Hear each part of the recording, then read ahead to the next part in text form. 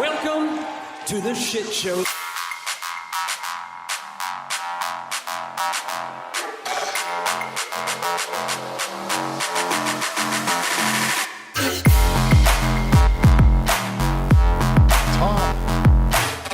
is May 15th, 2025, and it's another week of the All Elite Wrap-Up. AEW Dynamite Beach Break was last night from Chicago, Illinois, and it was great. It was awesome. We're going to talk all about it. We invite all the folks watching us live in the chat while we do this on the YouTube to join in the conversation. If you can't join us live and you're listening back on the podcast or watching later, you can always get at us on the Blue Sky. We're at www.allelitewrapup.com. That's also the website, allelitewrapup.com. Find all the links you need there, including how to donate money.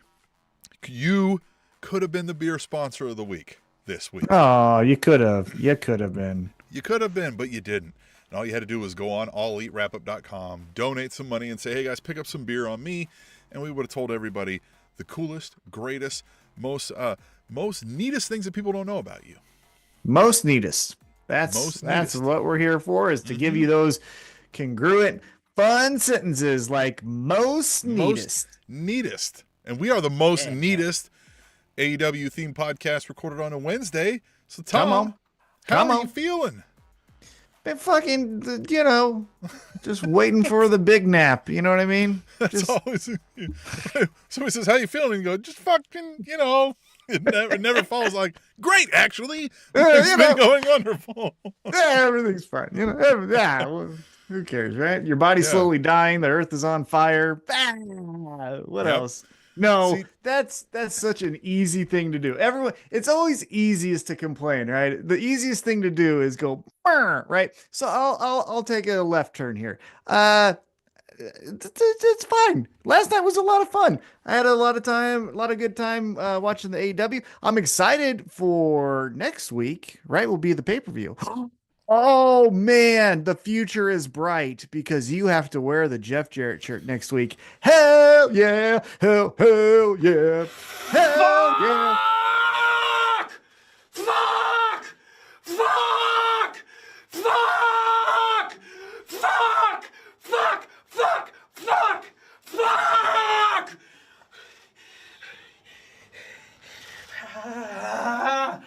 That's how I feel about that fucking shirt, Tom. The laugh at the end is the best part of that. Like because it's like it's a I got more to give, but I'm not gonna do it. It's restraint. It's like I can't keep doing this forever. People are watching. I could. Troubles but I won't. Troubles with Weekly Wrestling is in the chat. Says, shit, I missed the boat on sponsoring Natty Light for y'all tonight. Somebody did sponsor us with Natty Light once, and it's a great episode if you can go back and find it. I don't remember the number, but we talked about what that beer reminded us of, like what it felt like, what it smelled like, right? And there's some great comedy in there. Yeah, Natty Light feels like the type of torture where you get grounded for the night and you lost your keys. Yeah. I think like, I said what the fuck? I can't even get out of here. I said this beer tastes like WIC vouchers and a diaper genie. I think I said one time. Yes. It tastes like an angry ex-boyfriend and cigarettes. Yeah. Right. Yeah, it sounds like collection phone calls. Yeah. It tastes like not correctly guessing who the father is on Maury and getting lost on a one-way street. Yeah. Yeah, it was great. Yeah, this guy, Troubles, he says, I would have vomited the second I was told I had to drink at your Troopers. Look, we grew up in the late 90s, early 2000s at house parties, man. Natty Light might as well have been water. Yeah, basically. It was a good old salt water. Yeah. Natty Light was we're going to have some fun tonight. Okay. And then we're going to have some fun tomorrow night. Okay. Then we're getting Natty Light. It was one of those, we got a keg of Natty Light, but we got it for like $42 and be like, yes. Great. Yes. I'm bringing cups. Hey, we've got really hot girls from the other school coming over and we want to not feel feelings. You get that Hypnotic and Hennessy, make that Incredible Hulk. Woo! Nice. You remember those Incredible Hulks? Oh, yeah, of course. Oh, yeah. Oh, that's why you can tell a real do weird things. That's you can tell a real partier if they can drink those Incredible Hulks, because those people that drink the Incredible Hulks are fine. The people who didn't are the ones who have acid reflux and fucking can't handle. Oh, the Taco Bell's too spicy. Like those are those people. I did it, but I thought that's what caused the acid reflux. No, fucking harden that stomach. You know what I mean? You just okay. Well, try it as I might, Tom. Did you ever do the Flamin' Dr. Peppers? Maybe Yeah. that's what did it. That's what did it to me. It was those, or it was the 30 Stones of Natty Light. Maybe we're on to something here. Maybe that's what it is. Yeah, because what was the? Well, is that the one where you light the shit on fire? You take a drink of it. I had a friend do that, and he lost a fucking eyebrow, and he had to go to school. And then we're like, "Hey, bud, yeah, what happened to your eyebrow there, doctor?" And because the other thing that sucked about that is, and I don't understand this weird, rule that we have in society that you can't wear hats indoors, but he couldn't wear a hat to fucking cover up the missing thing. And he was try to draw it in or anything. Oh no, he was just like always. And he was like, they're like, Chad, take the shirt. And he's like, I don't want to do it. And they're like, Chad. And he's like, and probably like sitting there like this the whole time. Like every class, they laughed at him, right? It was put your hat on. Teacher says, take it off. I'm not doing it. Teacher says, take your hat off. Fine. And then everyone laughs. 6 fucking classes to go through that. One of my drinks of choice, though, was the 40 of Mickey's, right? So I'd pick up a couple of those and we'd pound those. Wasn't that a thing? What was that? The Edward Scissorhands? Remember when Edward 40 Hands. Yeah, Edward 40 Hands. Yeah. Did you ever do the Power Hour? Power Hour is where you take a shot of beer every minute for an hour. Terrible stuff. Now, we heard about this myth, but we didn't actually do it with liquor, but we did do it with beer, and man, it gets you fucked up quick. Did you ever play the Police game? So the song by the Police, the don't stand, boom, don't stand. So you take a shot every time. Oh, we did like, Small Town. I was born in a small town. Yeah. Probably die in a small town. God, motherfucker. Stop saying move. Will you fucking move, please? At least can you at least move to a mid fucking size? Anyway, we're here to talk about AEW. But Tom, life's fine with you said, huh? Nothing crazy. Whatever. Good, just right? watching the wrestling, Yeah, we're wrestling, baseball, football is starting, which I'll tell you what, I'm not ready for it yet. When it's warm like this, I ain't ready to hear. I'm ready for the football. Yeah, I'm not. I'm in baseball mode. Although I've noticed that I'm getting like the like who's coming up for the like even the college they're like the Big 12 rankings, and I'm like, guys, it's May. Come on, it's fucking May. No, stop making this a year-round thing. Although, have you been watching any of the hockey or NBA playoffs? I have not had a chance. I've been busy lately, so I've been watching. What have you been doing? We've been prepping for Swim Trunks graduation. He graduated high school. How was it? Oh, it was good. They fucked up his name walking across the stage. So he was like, I told that motherfucker 3 times how to say my name. He was like, dick. But other than that, right, everything went good. As parties went off, we did, growing up in the Great Plains, Tom, and it's a high school ritual and it's a celebration ritual. I think you're well aware of this. You celebrate things with a fucking bonfire. So we threw a bonfire for him and his friends out there, right? Did that. You do. Mm-hmm. Yeah. You've been to some bonfires. I hate smoke in my face. I don't go. I learned early on when my dad used to make fun of me because of it, and he would blow cigarette smoke in my face. I grew like a fucking hatred for it. Nope. You gonna have a bonfire? You guys have fun. I'll be inside, and I'll have the melted chocolate in my hand. Oh, that stinks. Like, nope. I hate smoke. Ugh. Ugh. Ugh. I have so many weird quirks. Like I don't like I don't like smoke. I cannot stand digestion. Like chewing or swallowing. I have to have sound or music on or TV, something. I can't do it. I don't even like it when it's me. Like if I'm by myself and I hear myself swallow water or something, I'm like, get the fuck out of here. This is gross. Hate it. I got a lot of things like that, but don't go to bonfires. The All Elite Wrap-Up is where you get these great grammatical sentences like most neatest and I cannot stand digestion. Yeah. Ugh. Ugh. Why does it just give me a shot? I don't want to go through the fucking part of it. Like it's the worst, No. Um. Anyhow, Yeah. let's talk about Dynamite. Dynamite was the beach break, and it Mm-hmm. took place at the Now Arena. Granddaddy Special of them place all. special place in our heart. Yeah. Been there. And not in Cheryl would go from Chicago. It's not in Chicago. Mm-hmm. It's in like New Hoffman Heights. Estates, Illinois, or Hoffman. something Yeah, like yeah. that. Hoffman Estates, but they'll call it Chicago, right? When they come to Independence, they call it Kansas City. Listen, if I was telling people from out of the Kansas City metro where I lived, I would say Kansas City, even if I lived in Overland Park, Kansas. Right? Yeah, right. Exactly. But if I'm telling you where I live, I need to say Overland Park. Mm-hmm. You know what I mean? Yep, for sure. But yeah, it was at the Now Arena, and man, we kicked it off with a bang. We started with some in-ring action. Mm-hmm. It was your classic, can they coexist? We saw Will Ospreay and Hangman Adam Page versus Takeshita and Josh Alexander. And we got a good old wrestle here, right? Huh? Good old wrestle. Yes. Wrestle. I think ultimately they could kind of maybe sort of half-ass barely coexist. Yeah, there was a lot of like, oh, you're not going to tag me? Oh, well, then I'll tag myself in. And it's just, yeah. Man, we need to push the limits of wrestling. Because here's where I would have more fun with these type of things, right? Because let's take a step back and just look at wrestling as if it was real, right? So we have contract signings where, motherfucker, you better sign that contract. Well, what if I don't? Right? Oh, then we'll strip you of the title. Okay, whatever. But then in this, where they don't necessarily want to be partners. Now, this is a different situation, but I'm talking about the can they coexist tag teams. Mm-hmm. Why would you sign up? It's like, no, we'll wait. You know what? I don't want to do it. Yeah, I'll miss a paycheck this week. I'm actually saving pretty well. I'll see you at the pay-per-view. I'll beat you up there. Like, don't do these. Understand these. And so, okay, so Tom's got the pencil. We need to create another week of tension between Will Ospreay and Hangman with everything we've done so far. What do you do this week instead of this? Because I agree. This is tried. And, like, it's tired, right? Mm-hmm.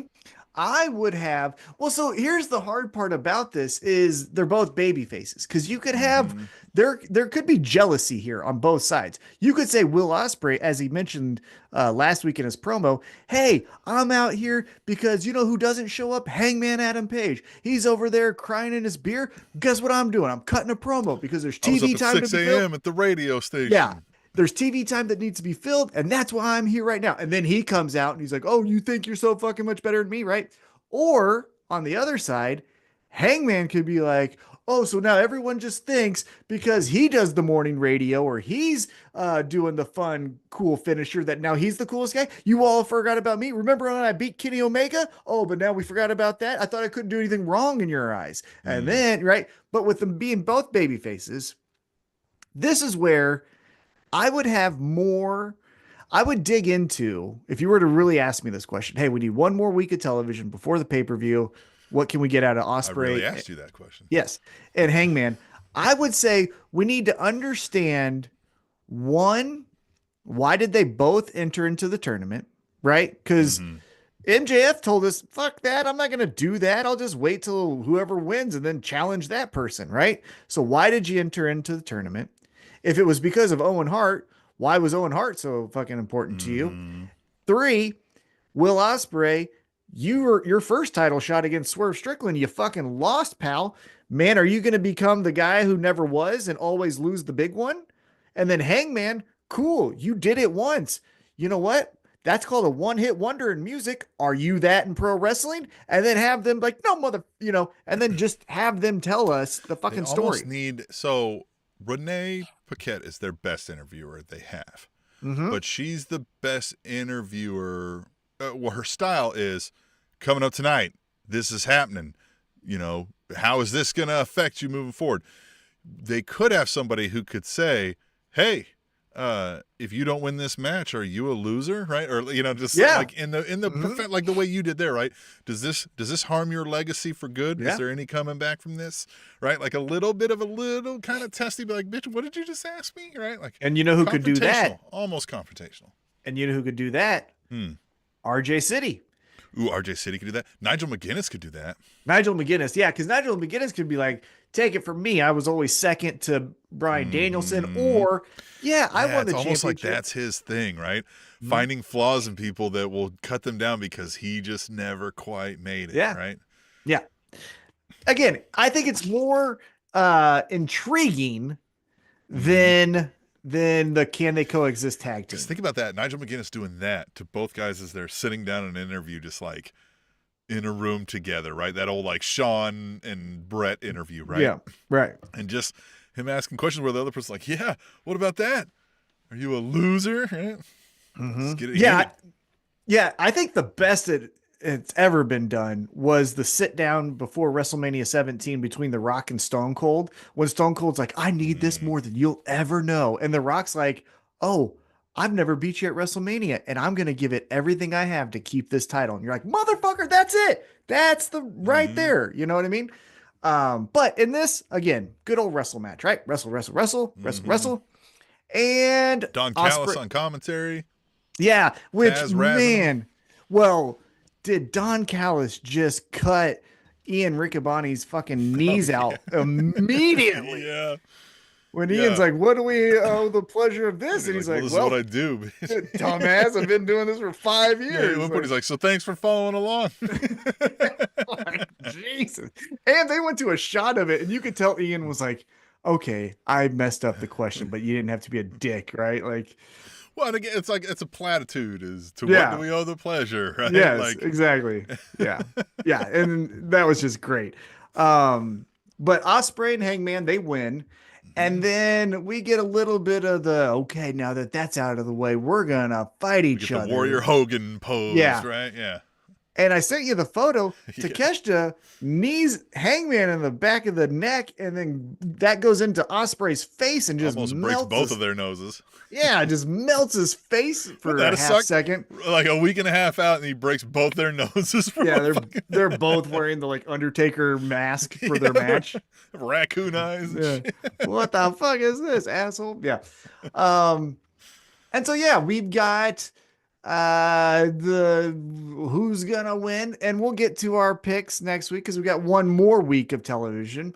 And we'll see what happens. So good opening contest.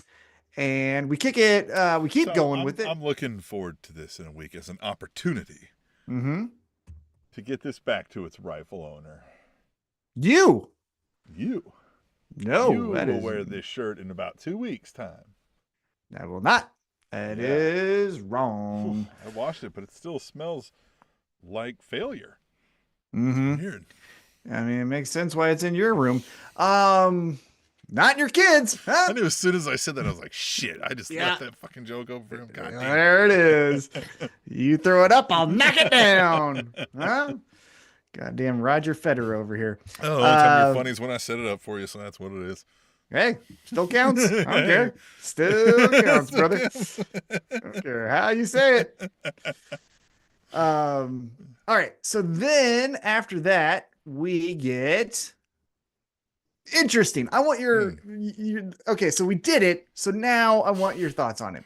Okay. Next up, we stay in the ring and we've got Ricochet Yeah. versus Zach Gowen. So last week we get the fun segment of we're picking on Zach Gowen. Zach stands up for security, which I get whatever, but still, Ricochet steals the leg.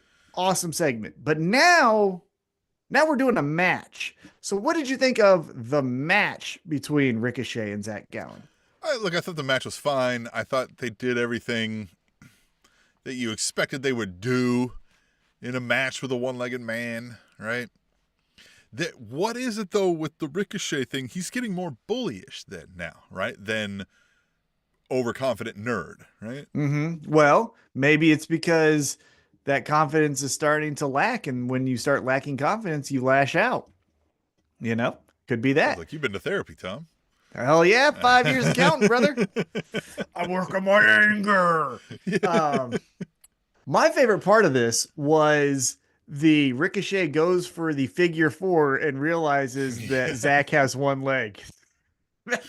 Realizes, yeah. Because he just, and then he just walks off. Like, what the Yeah. fuck is this about? Yeah. That was great. Ricochet Would've been wins. Great though if he was like, fuck it, and went back to it. Yeah. Well, or if he would have done the Terry Funk spinning toe hold, right? Like, well, Yes. fuck you then. I gotta, yeah. Kurt Angle, fucking ankle lock on that thing. Yeah. Yeah, would have been fun. But we Ugh. get the spirit gun, which we need to rename that. Yes. It ain't, no. That's, and maybe, Dolph Ziggler or someone from the Spirit Squad created the move, and that's why we call it that. I don't give a shit. Rename it. It sounds nothing like anything Ricochet would say. Terrible reason to name anything.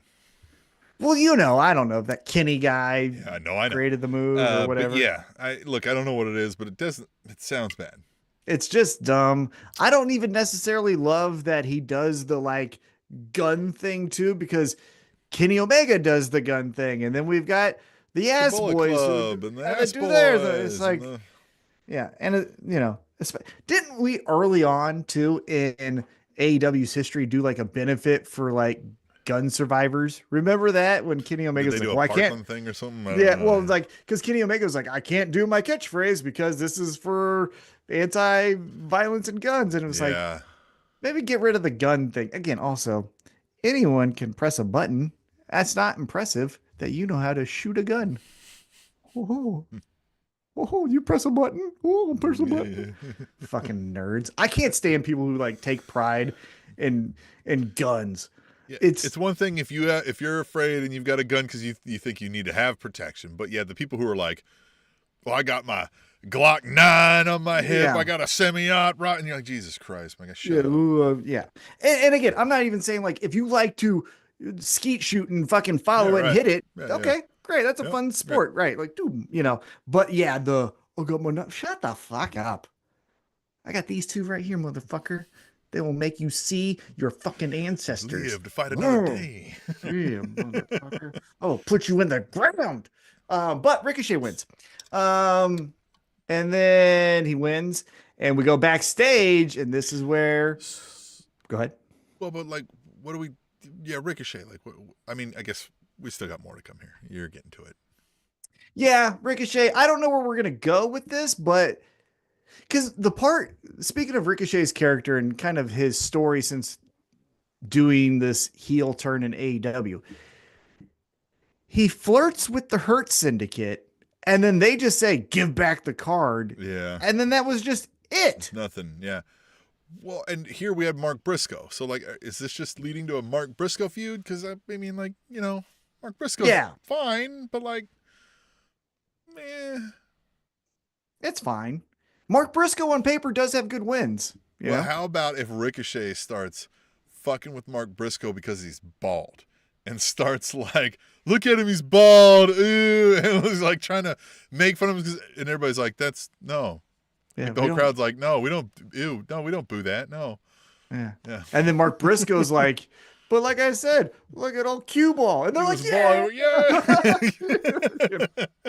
Yeah, that would be fun. That would be a fun thing to do.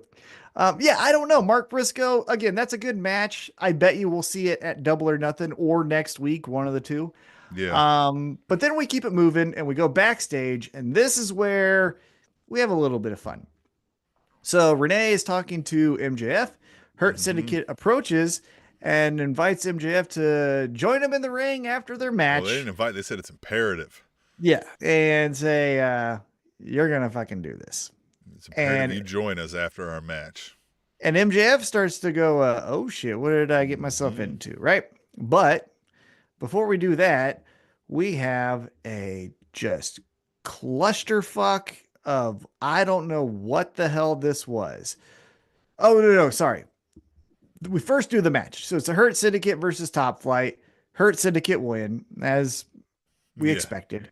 But then after the match, this is where we got all types of left turns. Top and Flight gave fucker. a screaming promo in there somewhere too, right? About we're gonna yeah. Sure.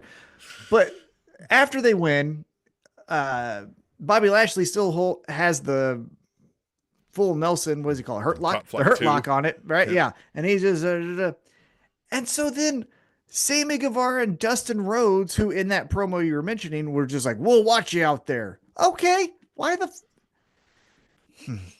I like Dustin Rhodes. I think Yeah. he's very impressive.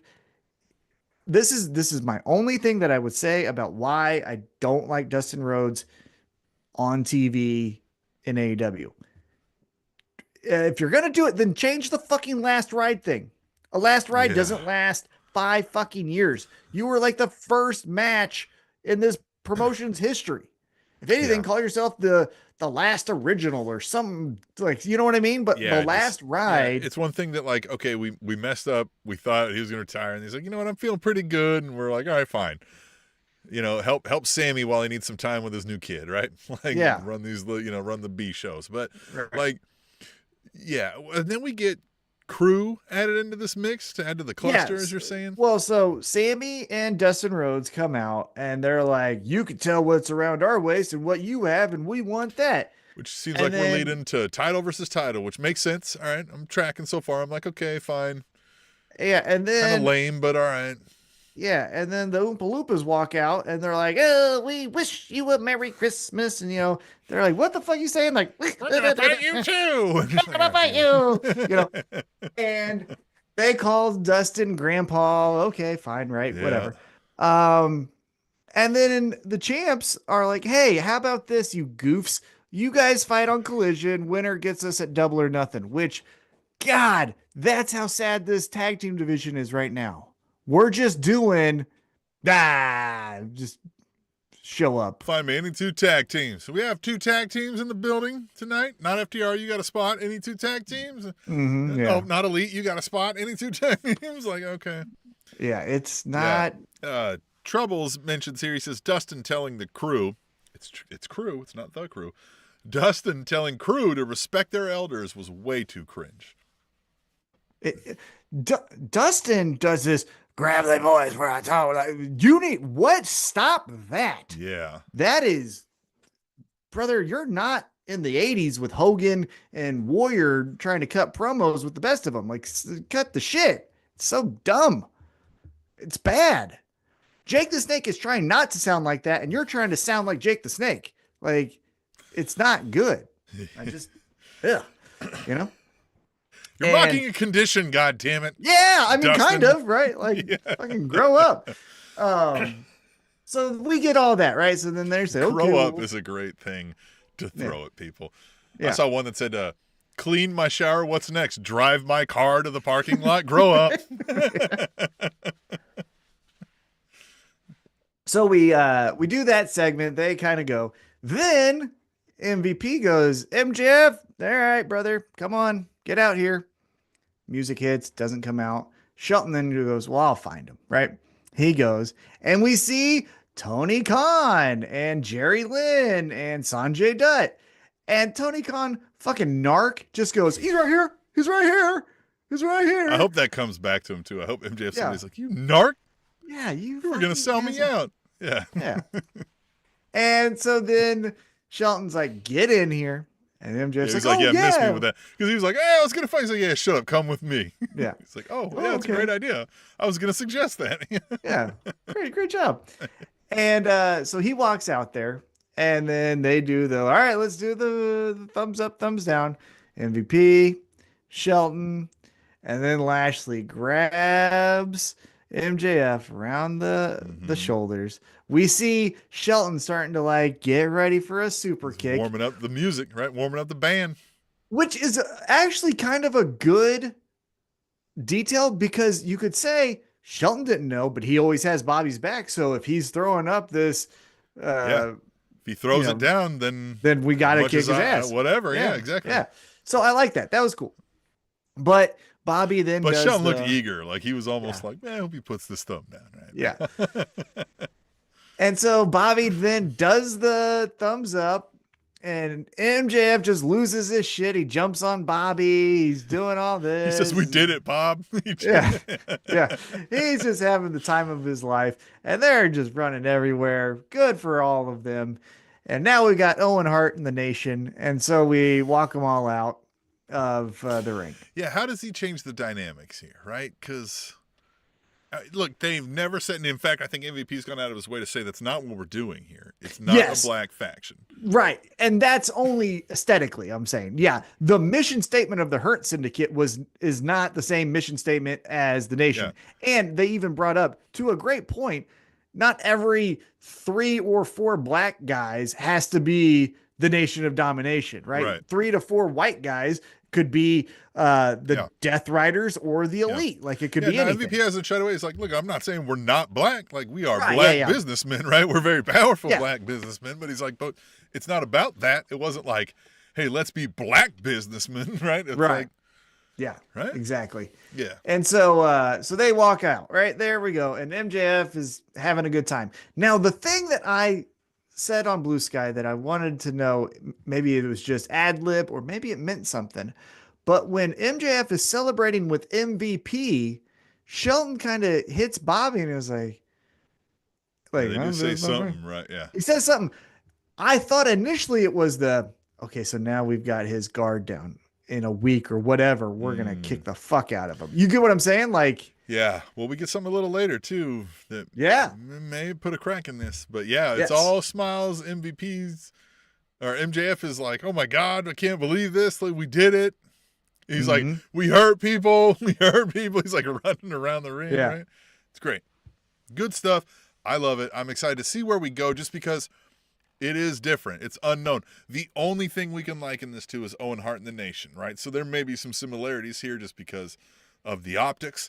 But other than that, we haven't done something like this in recollection, right? That I can think of. The only thing that could be AEW-esque that we might be doing again was MJF in the Inner Circle, where MJF is like, I need to be in there. I need to be in there. I need to be in there. He beats Jericho, which was a little different, but then he's in there.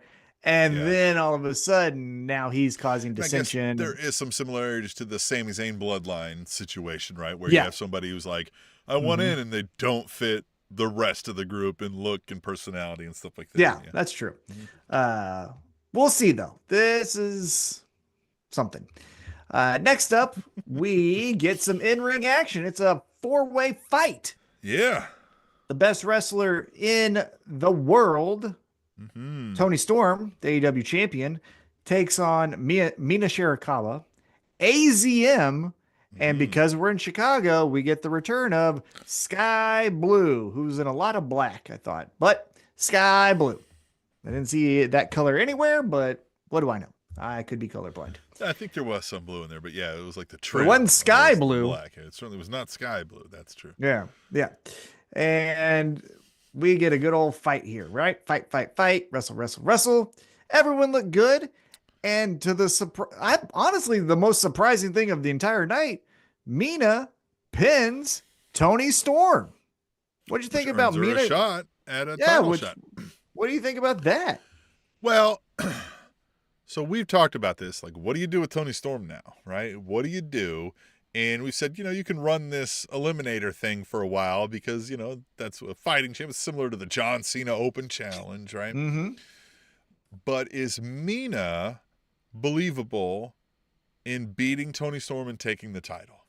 You no. That so there's storyline connection, right, and historical connection, but I don't think we've built her up in AEW matches, right? It was her first official AEW, as a member of AEW, which they said this is her first match as an AEW employee, essentially. Mm-hmm. Now, the thing I did like is, hey, this puts them at 1-1. Tony Storm beat Mina when they were doing the fight for Mariah May kind of thing, and now Mina beats Tony Storm in this 4-way fight.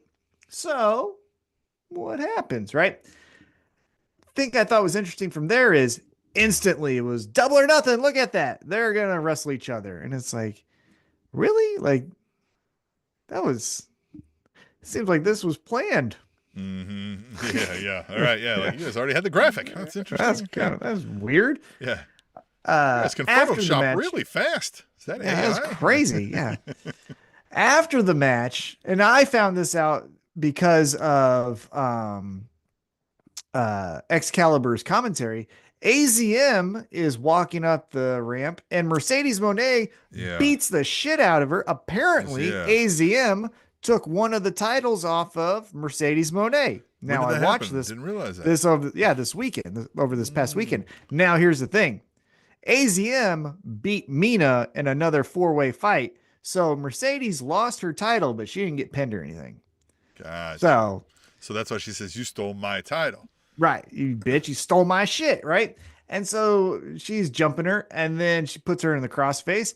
And then Rutro Scooby Doo comes out, and Jamie Hayter says, I'm the spy who shagged me, Austin Powers, motherfucker. So And this is really jumped the shark from. This is not even like I'm dressing in things that look 70s ish too. No, I am straight out of The Price is Right 1979 here. yeah, I'm Bob Barker's girlfriend. Yeah, Yeah.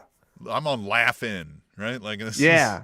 Yeah. Me and Carol Burnett are going out for drinks after this. Yeah, we're gonna hit the Soul Train later. Hell yeah. Uh-huh. And look, I read an interview where she's like, yeah, this is a chapter in my career. The Doors are a huge influence on her. And here's my thing on that. Then be Jim Morrison, right? Do that. Well, but like, that's totally fine. But even like, I'm going to say it, and maybe I'm being like insensitive here, but this first thing I thought of is like, even a hippie owns a suit. You know what I mean? Like a hippie isn't always with a fucking hacky sack and torn jeans. Like, well, and just fine, but like the Doors were an influence, right? But this isn't character work. You're just changing your costume here, right? Like, and all of a sudden you're just wearing 70s clothes, but you're still kissing the bicep and beating bitches up because you're a strong woman. right. It's weird. Yeah, it's off to me, but that's just me. So who knows? Maybe people are loving it. But we'll see. Next up, we get Daniel Garcia, and he's in the ring, and he calls out Nigel, or excuse me. How does this work? Oh, Tony Schiavone. Yeah, Tony Schiavone's in the ring, introduces Nigel by the McGuinness. way, so Tony was there, but not doing commentary. Have they taken Tony Well, commentary? Secret Time, I think they filmed Collision after this, and he did Collision. So instead of doing 4 hours, he did 2, and then Right. the Excalibur did the other 2. Yeah, Rick so, and Boney was the fill-in on it. Yeah, right. So Tony Schiavone introduces Nigel. Nigel then says, "Tony, shouldn't have put you in that spot. I apologize, but there's one person I really need to apologize he said, to." I did everything I told you not to do. Don't get involved. And great, awesome. I like it. Right? Yep. It's that Jerry the King Lawler, Jim Ross from the Attitude Era. Yep. You know what I mean? When Taz was fucking with him, and Jerry Lawler stood up for him. Nigel owned up. He said, hey, it's my fault. Sorry. Won't happen again. But My he bad. says there's another person he needs to apologize to, and it's Daniel Garcia. So then Daniel Garcia walks down, and he goes, basically, stop telling me that shit. I get it. Your ego, blah, blah, blah. Here's what we need to do. We need to beat up FTR. Yeah. And Nigel goes, you realize like they're best friends and have been doing this shit for 20 years. I barely know your name sometimes. He's like, I mean, he said like, beat. yeah, he's like, we're going to get our ass kicked. Yeah. Well, Daniel Garcia's like, all right. just Okay, come let's on, do it. Yeah. Yeah. Won't that be fun? Let's do that. So in between all of that, Stokely Hathaway interrupts and he walks down. He's like, he says, hey, Excalibur had to make point. He's like, oh, I'm sorry, Big Stoke. And it says Big Stoke. Honestly, Hell it's yeah. Big Stoke. give it to me one more time. Okay, Big Stoke. One more time. Coming up. Big Stoke. And he says, hey, FTR isn't here, but Nigel, you're kind of a bitch. And Dan Garcia, don't you kind of suck? Don't we kind of You're know kind that of a you bitch too, right? Yeah, you guys both suck. And if you guys did fight FTR, wouldn't that suck for you guys? Yeah. And so then Nigel and Dan Garcia are like, oh, we're going to fuck this little What did he guy say? up. He was like, God damn it. He was like, they would beat you faster than you beat hepatitis or something Yeah. like that or whatever. And he was just he threw the dropped the hepatitis mic line was out. like, I'm fucking. Yeah, threw the hepatitis line at him. Yep. And right before they're about to kick Big Stokes' ass, FTR walks down. Or Oh, not they don't walks walk down. down. They jump in. They Runs were out. under Yeah. the ring. Yeah. Boom. And yeah, they're beating them up. Boom, ba boom, ba boom, ba boom, ba boom. And then FTR is, putting the boots to both of them. And they're about to do the shatter machine they do the shatter machine, I think, to Garcia. And then they're about to really fuck up Nigel. Mm-hmm. And Matt Menard comes out. Magic Trick Menard there. Yeah, and he's like, I got a crowbar. And they're like, there's still two of us, but whatever. Um, so they They powder go out and and run yeah. off. Yeah. So, What do you all make right. of that? So Daniel Garcia and Nigel McGuinness versus FTR sounds fine, right? It is what Sure. it is. Mhm. But is Daddy Magic just balancing Big Stoke in a managerial aspect, or are we getting a trios? What are we doing here? I don't know. That's the part I don't understand is um how are we fitting with Stokely? Is he? Yeah, I don't know. That's the hard part here is he going to start wrestling? Because he did have a wrestling match against Hook. Let's not Right? forget. He has a match against Yeah. Hook. So yeah, we'll see. We shall see. What else do we got here? Am I missing some stuff? We have to have some more stuff here. Oh, yes, I am totally missing some stuff. Let's get into some things I missed. So let's backtrack just for a quick second. As you mentioned, we get MJF part 2 here, Mm-hmm. where they announced next week they're going to do a contract signing, which never saw Shelton and Bobby Lashley sign a contract, but I guess MJF has to, right? Yeah, well, they came in already established. They already Yeah, their but you get what I'm paperwork saying. was already done. Okay, easy, yeah, easy. That's yeah, and so They came, they changed the name of the LLC, but they were already established. that's true. That's true. Yeah. You're right. Shareholders. So they're doing By the way, I saw backstage a segment. hat. I thought about buying it. It said, "I exist to walk this earth for one reason alone, and that is to create shareholder value." Don't like that. Don't like that at all. Okay, so but MJF goes, "Hey, I'm excited to look at this contract. Let me get my lawyer." And Mark Sterling walks up. Now, this makes a little bit more sense. The previous week, when the Hurt Syndicate was like, "We're not answering, we have legal representation." So then it's established, hey, fuck Mark Sterling, not because we don't like Mark Sterling. We got our own guy. Right.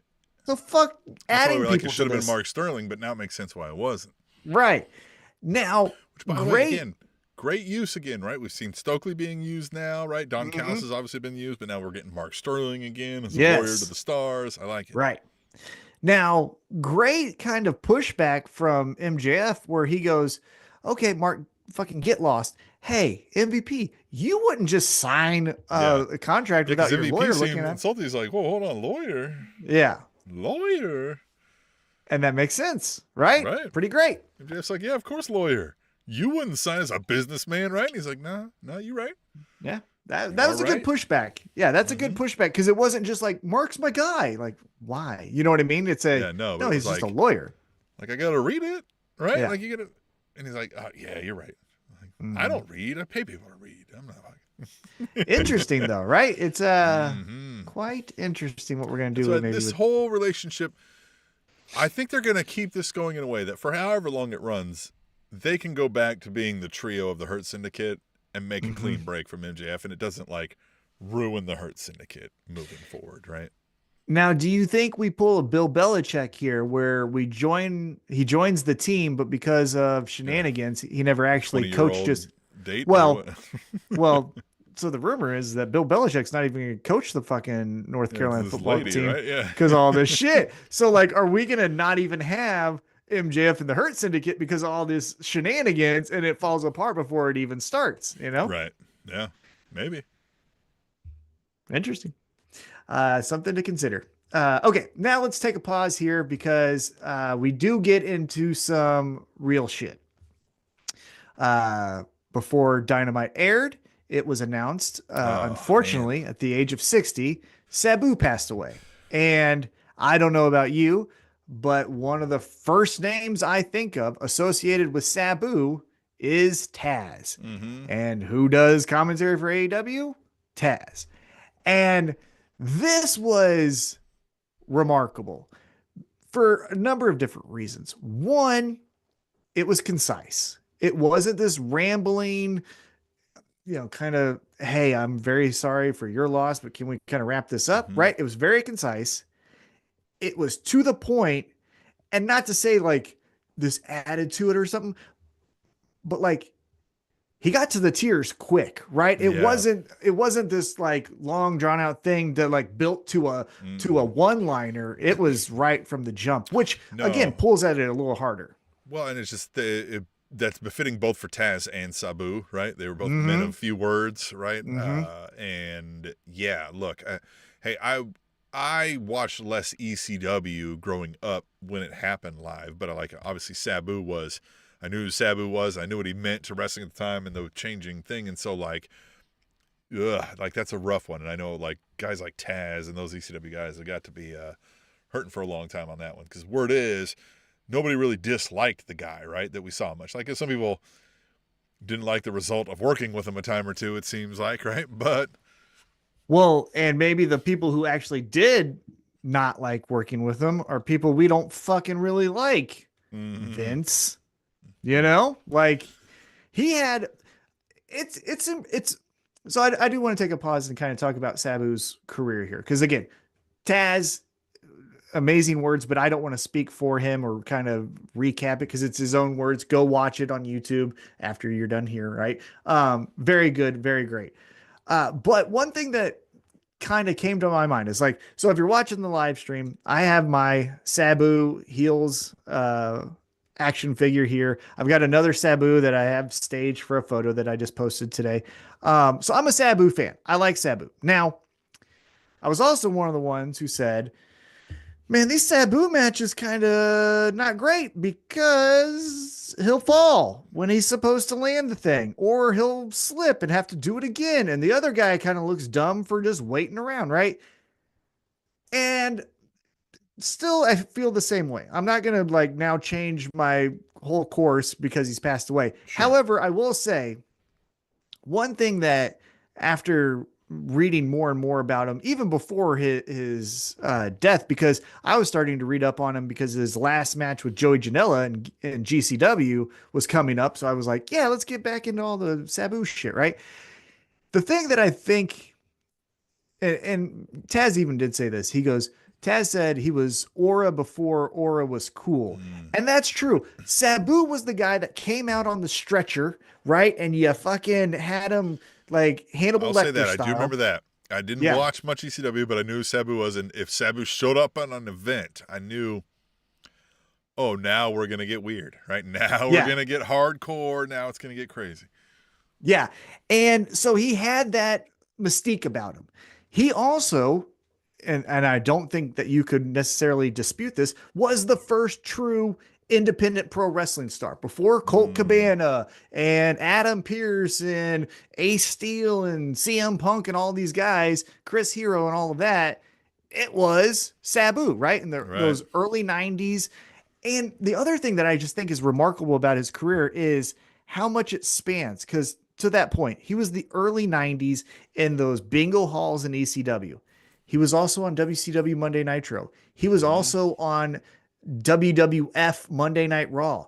He also had a fucking match with John Cena for the WWE Championship. Like to say you wrestled Jimmy Superfly Snuka at a bingo hall for ECW Eastern Championship Wrestling to I'm wrestling Joey Janela at Game Changer Wrestling. And in between that, I'm going to go to TNA. I'm going to wrestle John Cena. I'm going to have a WrestleMania match. Like, it's incredible just how much he did. All over the place he was. And, like, look at the action figures here. We know he fucked himself up a lot. Like, you know what I mean? It wasn't like he was wrestling, no offense to Miz. They put on the action figure scars. Yeah. Like all over his body. Like raised, like calloused scars. Yeah. Yeah. And it was back. Well, too. look, real likeness, you know, you got to. Yeah. And to that point, like, and no offense to Miz or anything like that, but Sabu has a match with Terry Funk where his bicep rips open and he duct tapes it. And he's like, let's keep doing it. We're good to go. Like, yep. We're live, brother. Yeah, it's incredible the Yeah. amount of shit he just said, I'm going to do. And, you know, we spoke about this probably a month or two ago, feels like, when Bret Hart was talking shit on Hulk Hogan. And he was like, I don't see anyone wrestling like Hulk Hogan. They're wrestling like Bret Hart. I'd argue, Bret Hart, they're wrestling like Sabu, motherfucker, because Mm. I see way more hardcore matches than I do submission only matches that go to a time limit draw. And I'm not saying that Sabu necessarily is better than Bret Yeah. Hart. I'm just saying revolutionary. Yeah. I've seen a lot of drop toe holds, honestly. Yeah, like the impact on this form of art, Sabu is up there with the Hulk Hogan's as I far as agree. Mm-hmm. what he did after. Like if you take him away from pro wrestling, we don't progress to where we're at today. Like Yeah, I he's agree. he's that touch point that starts that. So Yeah, when you talk about extreme and like the attitude mhm. era and stuff like that, like Sabu is one of the Rushmores of that. Yeah, That exactly. And concept. so, yeah, just a outstanding, incredible career. And yeah, I didn't even mention about, the Sheik and the Sheik's influence on Sabu and his work in Japan and all of that. So, like, so there, we could do a whole podcast just about Sabu. But I would recommend everyone read. It's on The Uncrowned. It's by Phil Schneider. It's called Sabu with Sabu Until the End. Very good article. I would highly recommend it if you're kind of who's Sabu? I've heard the name. Read that. Also, one cool thing that I'll say, getting us back on track. Now it feels even more special that Sabu, even though it was kind of a weird appearance, was at AEW Mm, helping Adam Cole with his feud with Chris Jericho, right? yeah. Like that's a cool thing to say. Yeah. Hey, he went through a table on an AEW pay-per-view. He showed up and pointed during an AEW 50 Dynamite. plus So years old, almost 60 years yeah, old, right? yeah. So I thought that was cool. Now let's get back into what happened last night. Speaking of people influenced by Sabu, in our main event for the AEW Men's World Championship, we have a steel cage match with John Moxley and Samoa Joe. And this is the first time ever that the AEW World title is being defended in a steel cage. It's Beach Break, so we got a big name. We're throwing out all the stops to impress the Chicago crowd and the viewing community. The Chicago Before we get into crowd, by the way, was bringing it all night. That's what I was gonna say. They were Before hot. we get into the details of the match, what'd you think of the match? What'd you think of the crowd? What'd you think of this whole steel cage match? Crowd was hot all night. This match delivered for what it was supposed to be, right? Samoa Joe versus John Moxley in a steel cage. We said they rushed the story to get there, but that didn't matter when they both got in there, right? Like they put forth the story in there. And man, I thought a couple times Samoa Joe had a shot at it. I really did. I was like, man, we might go here. And in the end, Yeah, well, because the thing that helps Samoa Joe is that he beat MJF. I think if we go back to MJF versus Samoa Joe, I don't think either of us picked Samoa Joe to beat MJF for the world title, correct. right? And so now that you've done it once, why couldn't you do it again? I think they've established that you can always lose to Samoa Joe. You might not Yeah. always lose to Samoa Joe, but you can always lose to Samoa Joe. Right. And this was, yeah, we had all the different types of body slams and throwing into the cage, all of that. Then after the blood, because we got to get some blood in a steel cage match, then we start to get And to a John Moxley match. Yeah, of course. Which, have you noticed though? He's not been the one recently bleeding a lot. It's usually his opponents that are like, I got to get on your level. And he's like, okay, you go He ahead. bled this time. Yeah, he definitely bled this time. But we get all the people cage side, right? So Yep. we get Yuta and Claudio and Marina. On the other side, we get Powerhouse Hobbs, Willow Nightingale, and we're having some fun. And mayhem ensues, We right? didn't get Shibata, huh? I think they said wasn't there. Shibata got hurt. Remember they did the equalizer on his gut? Remember that when Claudio did that? Yeah. Now, what the real reason is, I don't know. But maybe that's it, right? Just hey. I said this on Blue Sky, but let's get to the end here. So we get the fun, right? We get Powerhouse Hobbs throws Yuta through the fucking table. Uh, Claudio and who is it? Claudio and someone takes off. Oh, uh, Fucking Speedball. yeah. Yeah, No Speedball is shoe like, guy. I'm gonna kick him. Look at him, kick. Shoeless Mike Bailey. Yeah, old shoeless Mike Bailey back in the eligible for the Baseball Hall of Fame. Yeah. And so they go off and do their thing, and then God, I forgot about him being involved in this. He could have been the seventh person for the side that I was talking. Yeah, all right. Yeah, but then through all this chaos, we get a white guy in a zip up hoodie slide the briefcase into Moxley. Moxley uses it, hits old Samoa Joe upside the head. Moxley beats Samoa Joe.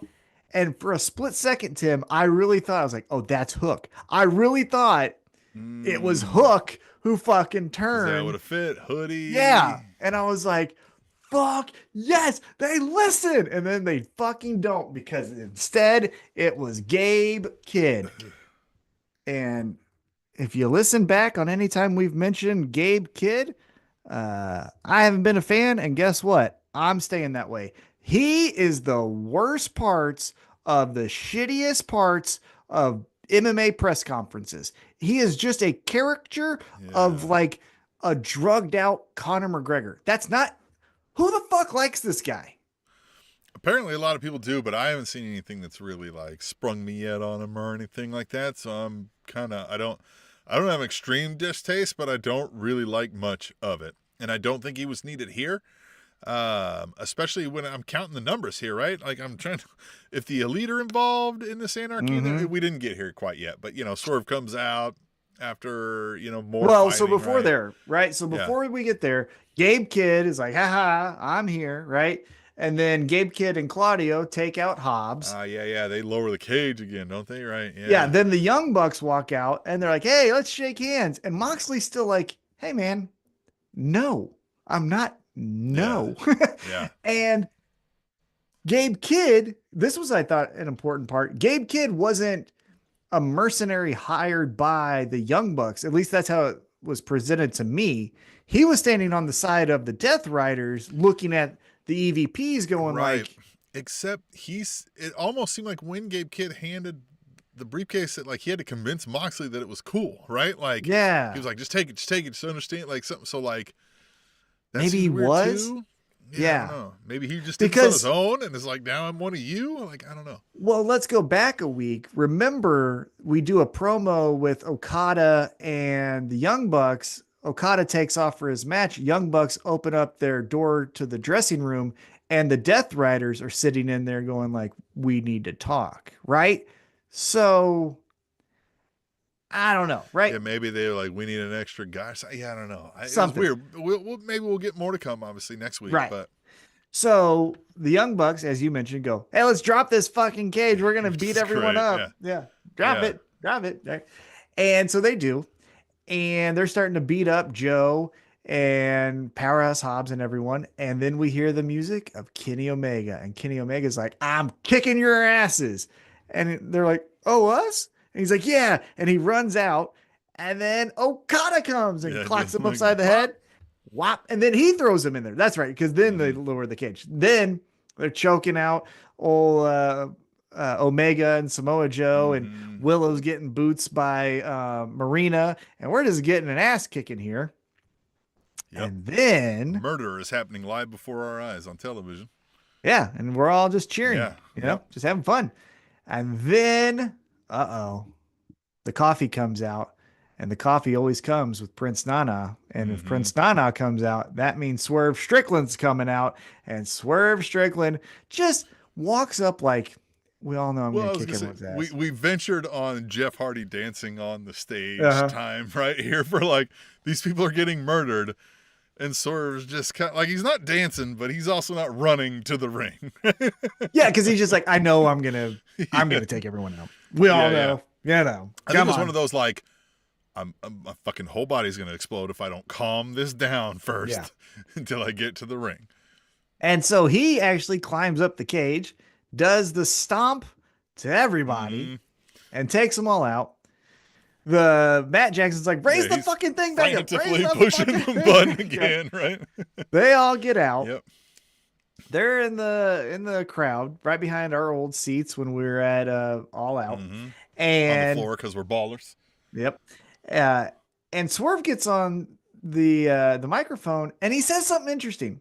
So he goes, how about you and that lady and us and this lady, anarchy in the arena? So for the first time ever, intergender anarchy in the arena. That's why I gotta feel like they're gonna include these ladies in on it. But who all is it? Is it Moxley, Claudio, Yuta, Gabe Kidd, Nick and Matt Jackson, and Marina Shafir? Right. Is 7 then- people aside here? Yeah, because then it's gonna be Joe, Shibata, Shibata, Hobbs, Kenny Omega, right? Swerve, Willow. So who's the 7th? Is it Hook? and Hook. It's got to be Hook, right? Hook is gonna be the I'm killing everyone. And then what if Or what if Samoa Joe comes up with another person to add? Yeah. And then Hook comes out at some point. And he's like, "You replaced me twice, motherfucker!" Right? Like, yeah, and the second time was with Cool Hand Ange. What Yeah. the fuck? yeah, great. But so peeking behind the curtain, I think this is what happened if I were to guess. In breaking kayfabe here. I think, hey, we needed all these people, but Pac broke his leg or whatever it was. So we need to replace that with someone. Gabe Kidd. Gabe Kidd's the shocking cool guy right Well, now. he fits that angry guy mold. Yeah. Of Pac. But motherfucker. Oh my God. I'll piss my pants if this happens. I legitimately will. What if it, Tim? You know who Gabe, you know who Gabe Kidd took out right after he won his match? Then the EVPs, the Young Bucks, came out and then beat up this guy. I don't remember. It was a New Japan match, and Gabe Kidd beat Eddie Kingston. Oh my God. If we get Eddie fucking Kingston to be like, Moxley, you piece of shit, you lost your way, I'm kicking your ass, Claudio, I've always hated one you. Who saves from the dead. Oh my God, Tom! I would also piss my pants. And this isn't just old guys talking about peeing their pants. Yeah, this isn't a normal Tuesday. This would be a Wednesday Dynamite excitement. This would be like, oh my God. Oh my God. Could you imagine? If the closing thing of Dynamite is who's your 7th man, and fucking Eddie Kingston comes out. Yonkers. Redeem these nuts. Oh my God. The Mad King. That would be the fucking Tom, you might shit. not make it. You might have a heart attack before we might see this match. I might fucking have a heart attack just thinking about this son of a bitch. It's like, in fact, I might have to masturbate after this. Yeah. Right there. Look at him. There's my buddy. I miss him. Your best friend. My best friend. We're best friends. Yeah. Did you guys know that? We're best friends. So he doesn't know that, but he knows. He knows. I mean, he knows, but he doesn't. You know, he won't say it, but he knows. Yeah, he doesn't need to look because then he'd hurt your feelings, right? Like he can't say who his best friend I gotta is. sell this to the marks, you know. Yeah. And you know he does it better than most. Keeps that kayfabe alive. So I think, here's the thing. This is how I could see this playing out. Now, again, this is going to be at Double or Nothing. As you mentioned, though, we've got one more week of television. So I think we do have to solidify who our teams are, right? Because to your point, there are a lot of fucking bodies. You said Anarchy in there. Now, Mike Bailey was there. Yeah, so is he in this too? I hope he's not like the 7th guy to fill in on the. But then is also Okada in this? Because Okada was 8 now. Yeah, right? 16 person. This is isn't it? And if it's I'll be at intergender, Anarchy in the Arena if you spread around 16. oh yeah, yeah, it could definitely work. And with it being intergender, are we going to see Willow? I don't know, body slam Matt Jackson? Like, are we allowing that to be a thing? I don't. Well, who threw her into the? It was Marina and Was it Claudio? I can't remember. Like somebody, Yeah, two yeah, people threw her into the. Yuta probably, yeah. Probably. So I could see a couple things happening. I could see this is what I would guess is we get to the match, we're having our fun.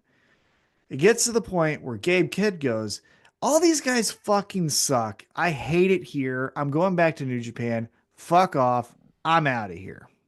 Just leaves them to be good guys win that way, right? Gabe Kidd just pulls up. I'm out of here. Don't give a shit, right?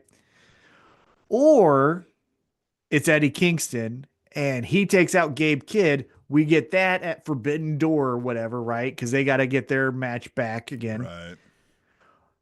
And then the third option is it's Hook. And then we could do one of two things. Hook says, I'm back better than ever, kicking everyone's ass. Or fuck these guys. Yeah, I'm with says, those guys. Hobbs. I already don't like that fucking guy. Yeah, I wasn't Team Taz and hated him back then. And then goes to the Death Riders. Fucker always stole my chips.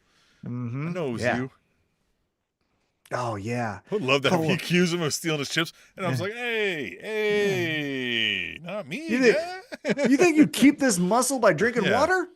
Not me. Yeah. Like, no. Yeah, and then you could do like a tag team of Yuta and Hook, call them like Young and Disturbed, and they don't say anything. They're just emo the entire time. Just, we are brooding. Oh. They're like Edge and Christian, but in 2025. Right. Oh. Yeah, sure. You know? The Fallout Boys. Yeah. But yeah, that was our AEW Dynamite Beach Break. Next week, we got one more week of television. Saturday, we got a shit ton of action going down. We got another potentially heartfelt segment where they're going to be honoring Steve Mongo McMichael in Chicago, part of that 85 Bears defense. Obviously, commentator, WCW Monday Nitro, and then later a Four Horsemen. Absolute riot of a human from all accounts. So they're going to be paying tribute to him. But then, yeah, we've got all the types of fucking matches there. So got a lot to look forward to. A lot to look forward to. And then next week, we're going to make some predictions. And if you have not seen a prediction episode, you're in for a treat, because when we predict what's going to happen, the loser of the last predictions has to wear this god-awful and Tim Jeff keeps Jarrett it. shirt. And I've had it for a couple times running now, honestly. And it's time, just like the pendulum swings back and forth, Tom. This will come back to you soon enough. Yep. Keep it's going to be brother. right after Double or Nothing. Keep it, brother. Right after Double or Nothing. Yeah, it's going to be all you, buddy. Jeff misses you. No, Jeff misses you, honestly. No, Jeff misses you. He's had enough of me. I've bored him. I've annoyed him like I annoy everybody else who hangs around me too long. Present company included. Yeah, makes sense. Fair. Yeah, that's true. Checks out. No, but yeah, I'm excited for Double or Nothing. Now, with Anarchy in the Arena, now we got some more fun to look forward to, because, you know, I think the most intriguing match for the pay-per-view is Hangman versus Will Ospreay. What do we do there? MJF has been kind of talking shit to both guys face to face. So does he make himself known in this? Does the Hurt Syndicate kick him out before we even get to there? A lot of fun stuff. But yeah, I'm very, very excited. And then, yeah, just it's great to see Hangman too. You know what I mean? It is great to see Hangman. Isn't it always fun to see Hangman? Yeah. And isn't it great to be on the right side of history? We got Hangman backstage hanging out with like a cool progressive lady running for a Congress seat who like actually uses the money to help her community. And then the other side says, I don't really have a problem going to Saudi Arabia. You fucking...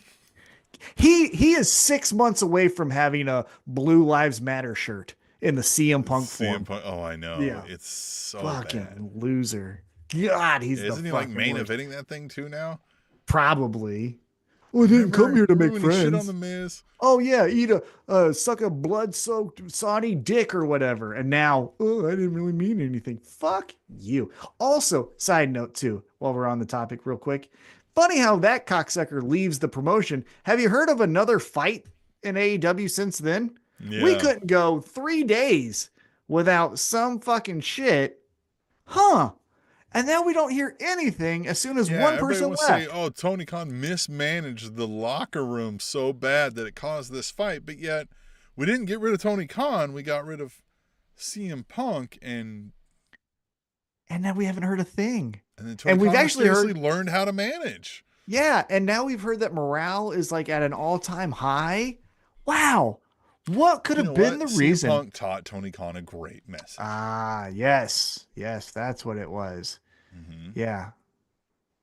And if you want to know why you haven't heard any shit in WWE, it's because they don't fucking care. So they'll let all that shit happen and say, suck it. What are you going to do about it? You're going to leave us? The fuck you are. You're under contract.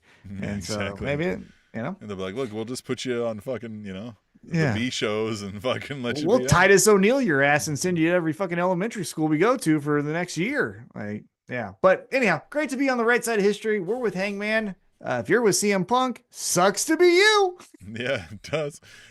Leaves his plants, god damn it. Join us next week. Hit us up, aewrapup@gmail.com. If you got any email, you want thoughts, questions, whatever, send them to us. We'll talk about them here next week on the show when we have more All Elite Wrap Up.